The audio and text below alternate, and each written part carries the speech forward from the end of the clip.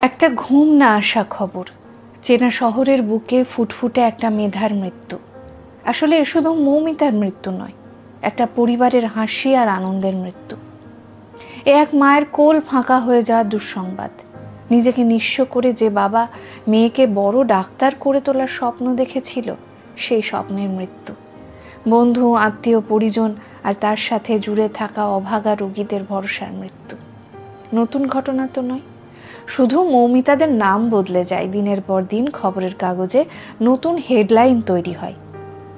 লোক দেখানো প্রতিবাদ, প্রশাসনিক তৎপরতা সব ধামাচাপা পড়ে যায়।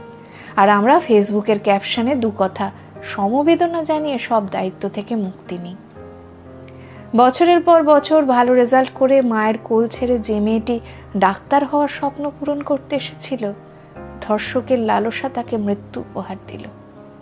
এজন্য এক নির্লজ্জ আর বেহায়া সমাজ।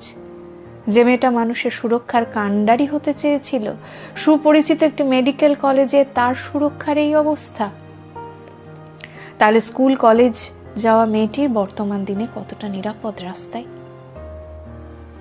কি শিখছে আগামী প্রজন্ম এবং তাদের অভিভাবক?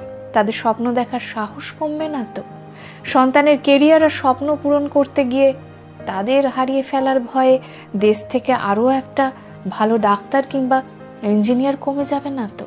চারিপাশে যখন এত নরপিশাচের ভিড়, তাহলে তো প্রাথমিক শিক্ষার পাশাপাশি আত্মরক্ষার জন্য মেয়েদের ক্যারাটে, মার্শাল আর্ট শেখানো উচিত। মেয়েদের সুরক্ষা নিয়ে এত প্রশ্ন ওঠে, মানুষ কিল্লি করে, কেন ওদের জন্য লেডিস স্পেশাল, কেন ওদের জন্য আলাদা সুযোগ? তাহলে এবার উত্তর দিতে হবে। সেই নির্লজ্জ মানুষদের কে দায় নেবে এই মৃত্যুর? কে দায়িত্ব নেবে মেয়েদের নিরাপত্তার? এমন শিহরিত ঘটনা ঘটলে বারবার প্রশ্ন উঠবে মেয়েদের সুরক্ষা নিয়ে। সত্যি কি এই পৃথিবীর কোনো আইন জানে না কিভাবে বিকলাঙ্গ করতে হয় ওই নরপিশাচদের লালসার ধারালো অস্ত্র? আর কত জীবন এভাবে অকালে মৃত্যুর দেশে হারিয়ে যাবে?